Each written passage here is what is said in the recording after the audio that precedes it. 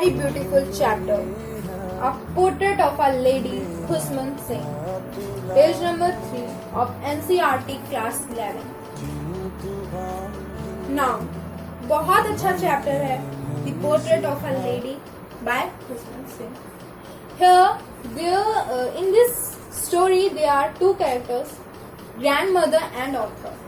Author is telling about grandmother, how the beautiful was grandmother, how their relationship get changed, how which type of turning they got, and what happened when they went to city, what happened when they are in village. Now we will see, or we can say, this chapter is so much like make you happy, and somewhere you will feel that, oh my god, so much change you will feel. Now we come into Hindi, because in Hindi we can understand chapter well. यहाँ पे क्या है, एक grandmother है और एक author. Author अपनी दादी के बारे में बताते हैं कि कैसे उनकी दादी कितनी ब्यूटीफुल है. ऑफकोर्सली उनकी दादी बहुत एजेड हैं, लेकिन वो इनर ब्यूटी की बात कर रहे हैं. वो पहले उनके फेस लुक के बारे में बताते हैं कि उनके जो आईज हैं वो बहुत ज़्यादा ग्लो करती हैं, उनका बिहेवियर क्या है, और उनके फेस पे रिंकल्स हैं. सब लोग कहते थे कि वो पहले बहुत यंग हुआ करती थी और उनके बाल काफी लंबे और काले हुआ करते थे. एंड उनके एक हस्बैंड भी थे जो कि बहुत स्मार्ट थे. उनकी दादी उन्हें बताती थी कि वो पहले खेलती थी डिफरेंट टाइप ऑफ गेम्स, पर उन्हें जो ऑथर है उन्हें इन सारी बातों पे यकीन नहीं हो पाता. क्यों नहीं हो पाता? क्योंकि उन्हें देखकर ऐसा लगता है, जो उनके ग्रैंड पापा उन्हें देखकर ऐसा लगता है कि इनके खुद के बच्चे नहीं बल्कि इनके ग्रैंडसन जरूर हो सकते हैं. अब story started from now. Writer के जो पेरेंट्स थे वो सिटी चले जाते हैं. क्यों चले जाते हैं? वहां पे खुद को एस्टैब्लिश करने के लिए, रहने के लिए, पैसे कमाने के लिए. अब ऑथर और ग्रैंडमदर विलेज में अकेले बचते हैं दोनों, क्योंकि उनके पेरेंट्स तो सिटी में चले गए होते हैं ना. तो जब वो अकेले बचते हैं तो अब ग्रैंडमदर के ऊपर ये सारी जिम्मेदारी आ जाती है. किसकी? ऑथर की. अब वो उन्हें सुबह उठाती है, उन्हें ड्रेसअप करती है और उन्हें ब्रेकफास्ट देती है और उनके साथ ही उनके स्कूल जाती है. अब ग्रैंडमदर ऑथर को किस तरीके से तैयार करती है? वो मॉर्निंग में प्रेयर गाती है. किस होप से? कि ऑथर इसे याद कर लेगा. गॉड्स की प्रेयर्स गाती थी, सिंगिंग करती थी, different type of wishes prayers करती थी. लेकिन ऑथर उन्हें सुनता तो बहुत मन से था, पर he never try to learn them. Why? Because author like grandmother voice, but in reality author don't और never try to learn those prayers. Author ने कभी भी उन्हें याद करने की कोशिश नहीं की. क्यों नहीं की? क्योंकि ऑथर को ग्रैंडमदर की वॉइस अच्छी लगती थी, तभी वो उन प्रेयर्स को सुनता था. ग्रैंडमदर और ऑथर दोनों लोग साथ में स्कूल जाते थे. स्कूल के बगल में ही एक टेम्पल था जहां पर वो बैठ के अपनी प्रेयर्स और जो पुरानी बुक्स स्क्रिप्चर्स होती हैं उनको पढ़ती थी. और जब ऑथर की छुट्टी हो जाती थी तब ही ग्रैंडमदर आती थी, और जब वो घर से निकलती थी तो क्या लेके निकलती थी? जो बासी रोटियां होती हैं उन्हें लेके निकलती थी, शाम का खाना. और उन्हें किसको देती थी? स्ट्रीट के डॉग्स को देती थी और उन्हें खिलाती थी. और सेम टाइम पे भी डॉग्स आ जाते थे. कहाँ आ जाते थे? टेम्पल के स्टेयर्स के पास, जिससे ग्रैंडमदर उन्हें खाना खिलाए. आफ्टर फ्यू डेज कैसे, अब देखो स्टोरी में चेंज आ रहा है. Author and their grandmother went to city. Now what happened? Author और ग्रैंडमदर सिटी चले जाते हैं. अब यहाँ पे उनके रिलेशनशिप में अचानक से एक मोड़ आ जाता है. कैसा मोड़ आता है? पहले क्या करती थी ग्रैंडमदर? ऑथर के साथ स्कूल जाती थी, वहां पे टेम्पल था, उसके साथ ही वापस आती थी और डॉग्स को खाना खिलाती थी। लेकिन अब सिटी में उनसे कहीं डॉग्स नहीं मिलते।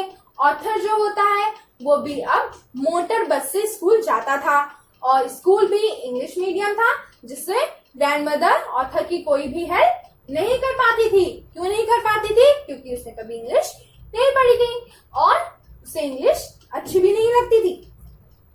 जब ऑथर आता था और अपनी ग्रैंडमदर को बताता था कि आज उसके यहाँ फिजिक्स पढ़ाया गया, फिलॉसफी दी गई और इंग्लिश वर्ड्स बताता था, तो ग्रैंडमदर बहुत ज्यादा डिसअपॉइंटेड हो जाती थी। क्यों? क्योंकि उसे कुछ भी नहीं अच्छा लगता। ना ग्रैंडमदर को जब ये पता चला कि ऑथर के स्कूल में गॉड्स के बारे में कुछ नहीं बताया जाता, कोई भी स्पिरिचुअल पढ़ाई नहीं होती है, तो ग्रैंडमदर को और ज्यादा डिसअपॉइंटेड हुआ। एक दिन ऑथर ने बताया कि उसे म्यूजिक लेसन्स भी दिए जा रहे हैं। Now grandmother get over disappointed. Now what happened? Grandmother और भी ज्यादा एकदम बेकार, कुछ नहीं अच्छा है इस स्कूल में, बहुत ज्यादा वरीड हो गई। क्यों वरीड हो गई? उसे म्यूजिक को लेकर के क्या लगता था उसकी ग्रैंडमदर को?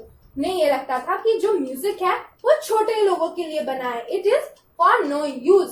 जो गरीब होते हैं उनके लिए म्यूजिक है, वही सिर्फ गा सकते हैं। You can not correlate with present time, it is past story. ना क्या हुआ? अब देखो, ऑथर जान रहा था अब ग्रैंडमदर के पास भी सिटी में कोई डॉग नहीं था या स्टेट्स पे कोई डॉग नहीं थे जिससे वो रोटियां खिलाए। अब ग्रैंडमदर क्या करती थी, कैसे वो अपना पूरा दिन काटती थी? वो एक चेयर पे बैठ जाती थी, वो जो चेयर नहीं होती है जिसमें आगे पीछे जो स्पिनिंग चेयर होती है, उस पे वो बैठ करके अपना आराम से क्या किया करती थी, जाप करती थी। उसके लिप्स क्या करते थे ग्रैंडमदर के, वो मूव क्या करते थे, ऐसे जाप करती थी कि किसी को सुनाई ना दे। We can only see that grandmother is doing something, she is speaking something. और क्या क्या करती थी? प्रेयर क्या करती थी, दिन भर कुछ ना कुछ गाया करती थी। और आफ्टरनून के टाइम पे क्या करती थी? स्पैरोज को फीड करती थी, उन्हें खाना खिलाती थी। और जब स्पैरोज आती थी उनका टाइम भी फिक्स था। जब भी उन्हें फीड करती थी तो स्पैरोज कोई उनके सर पे बैठा था, कोई उनके शोल्डर पे। उन्होंने कभी भी स्पैरोज को नहीं डांटा, बस उन्हें प्यार से शू शू कर देती थी। अब क्या होता है, वन डे अब ऑथर की पढ़ाई तो पूरी हो गई थी, अब उसे अब्रॉड जाना था फॉर द स्टडी के लिए। ऑथर को पता था कि जब ग्रैंडमदर को ये पता चलेगा तो ग्रैंडमदर को ये बात अच्छी नहीं लगेगी, बट उसको जाना ही था। और कितने साल के लिए जाना था? पूरे 5 साल के लिए अब्रॉड जाना था। ऑथर को लग रहा था कि जब वो वापस आएगा तो उसकी ग्रैंडमदर जिंदा नहीं बचेंगी, क्योंकि वो बहुत ज्यादा बूढ़ी हो गई थी। When author went to abroad, उसकी ग्रैंडमदर भी जाती हैं और ऑथर को छोड़ने जाती हैं। टिल कहाँ तक? स्टेशन तक जाती हैं, लेकिन उनके फेस पे कोई भी एक्सप्रेशन नहीं होता। वो उस टाइम पे भी क्या कर रही होती है? अपनी जाप कर रही होती है।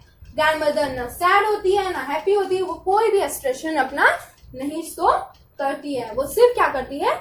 जाप करती है। आफ्टर 5 ईयर जब ऑथर वापस आता है, वो एक भी चेंज नहीं पाता है। किसमें नहीं पाता? ग्रैंडमदर में। और वो सरप्राइज भी होता है। क्यों सरप्राइज होता है? क्योंकि उसकी ग्रैंडमदर अलाइव थी और उसे लग रहा था कि अब ग्रैंडमदर नहीं होंगी, क्योंकि 5 साल में बहुत चेंजेस आ जाते हैं। 1 साल में जब इतना आता है तो 5 साल में आपको सोच सकते हो कितना आता है। वो बहुत ज्यादा खुश होता है, बट वो ये देखता है कि ग्रैंडमदर में कोई चेंज नहीं है। ग्रैंडमदर अभी भी स्पैरोज को फीड करती हैं, अपनी रुद्राक्ष की माला करती हैं और अपनी प्रेयर्स को सिंग किया करती हैं। नाउ कुछ दिनों बाद ग्रैंडमदर इल हो जाती हैं और फिर डॉक्टर आते हैं। वो कहते हैं कि नॉर्मल हो जाएंगी, बट ग्रैंडमदर को ये पता चल जाता है कि वो अब नहीं बचेंगी। तो वो क्या करती हैं? वो सबसे बात करना इग्नोर कर देती हैं, सबको बात करने से मना कर देती हैं और अपने बेड पे लेट जाती हैं और कहती हैं मुझे बस प्रे करने दो, मुझे अपनी पूजा करने दो। और वो लेट के आराम से अपने मंत्र और प्रेयर्स कर रही होती हैं। सब लोग उन्हें बहुत कहते हैं कि आप ठीक हो जाओगी, पर वो किसी की नहीं सुनती, अपने काम में वो लगी रहती हैं।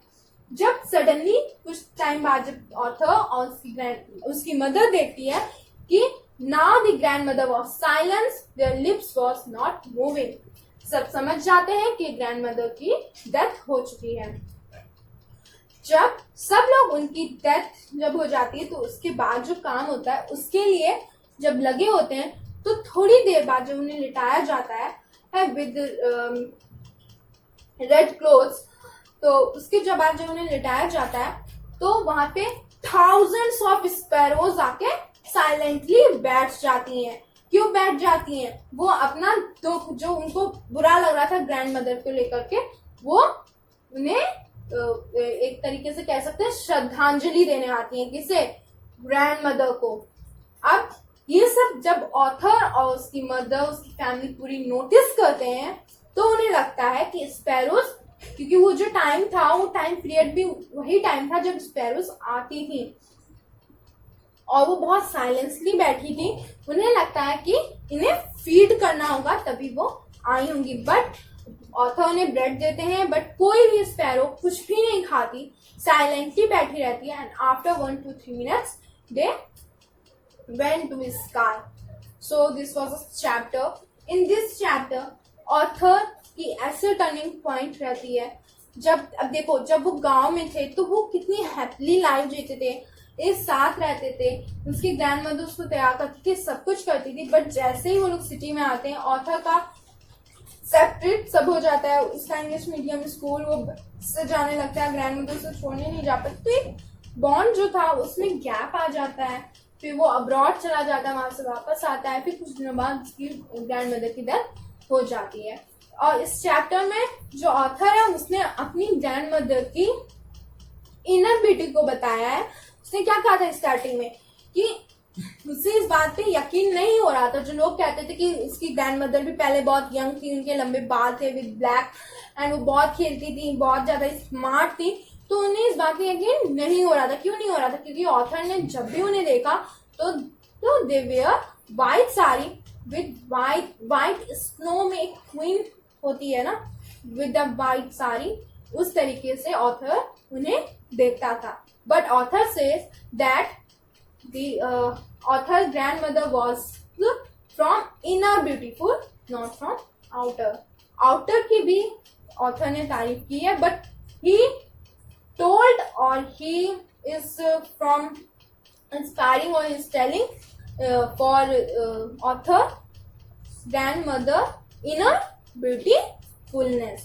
So that was a chapter, that how the portrait of a lady, what was the chapter which is written by Khusman Singh. Here the author is telling कि कैसे उनके और उनकी ग्रैंडमदर के बॉन्ड में चेंजेस आए, उनका रिलेशनशिप एक अलग पॉइंट ले लिया। पहले वो लोग एक साथ रहते थे, बहुत एंजॉयमेंट करते थे, but when they came to city, उनके जो जिस तरीके से वो पहले रहते थे उस तरीके से नहीं रहते। वो बस खाली नाइट में साथ में रहते थे, और फिर स्कूल जाना था, फिर वो वर्क, और फिर उसके बाद वो अब्रॉड, फिर वहां से जब वो वापस आया कुछ दिन तक ग्रैंडमदर जिंदा रही और फिर उनकी डेथ हो गई। इसलिए ऑथर ने ये चैप्टर लिखा है। This is our story.